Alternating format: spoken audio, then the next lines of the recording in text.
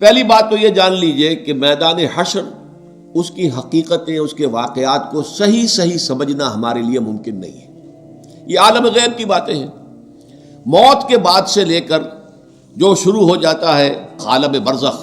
پھر بعث بعد الموت، قیامت، حساب کتاب، جنت دوزخ، اس کی جو بھی ہمیں معلومات قرآن میں دی گئی ہیں بس اس پر اکتفا کرنا چاہیے، اس کی زیادہ باریکیوں میں نہیں جانا چاہیے، اس لیے کہ اس کی اصل حقیقت ہم نہیں جان سکتے۔ وہ تو وہیں جائیں گے تو کھلیں گی باتیں کہ ہاں یہ بات تھی جو فرمائی گئی تھی، یہ بات تھی جو کہی گئی تھی۔ تو نقشہ کچھ ایسا سامنے آتا ہے کہ ایک تو معاملہ ہوگا کافر اور مسلم کے درمیان تقسیم ہو جائے گی، یہ کفار تھے جائیں جہنم میں سیدھے، یہ مسلمان ہیں۔ اب مسلمانوں میں پھر واقعی جو سچے مسلمان ہیں اور جو جھوٹ موٹ کے مسلمان بنے ہوئے ان کے دل میں حقیقی ایمان نہیں ہے، منافق ہیں، اب ان میں بھی ایک سکریننگ کی جائے گی، ایک چھلنی لگائی جائے گی تاکہ منافق ایک طرف رہ جائیں اور جو اہل ایمان حقیقی ہے وہ آگے نکل جائے۔ یہ جو چھلنی ہے اس کو پل صراط کہتے ہیں ہم اپنی زبان میں، اور یہ صراط ایک پل ہوگا، بہت تنگ سا پل، اور اس پہ شدید اندھیرا ہوگا، اور یہ جہنم کے اوپر ہوگا، نیچے جہنم دہک رہی ہوگی اور اس کے اوپر سے یہ پل صراط ہے، اور اس اندھیرے کے اندر ظاہر بات ہے کہ ٹھوکر کھا کے گر پڑنا جہنم کے اندر یہ بالکل قرین قیاس ہے۔ لیکن جو صاحب ایمان ہوں گے دنیا سے، جو ایمان کی اور اعمال صالحہ کی روشنی لے کر آئے تھے، ان کے دل میں سے بھی روشنی نکلے گی،